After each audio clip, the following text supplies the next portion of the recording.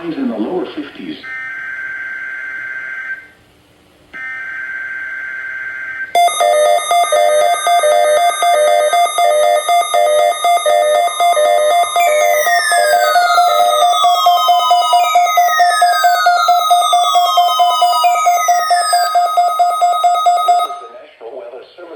In State College, Pennsylvania.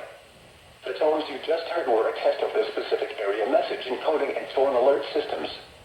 During dangerous weather events, NOAA weather radio receivers can be activated by these systems.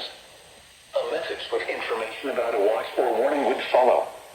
Tests of these systems are normally conducted by the National Weather Service between 11 a.m. and noon each Wednesday.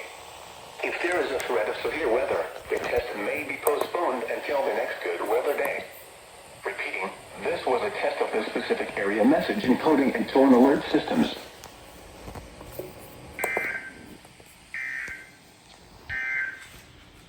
Here is the latest national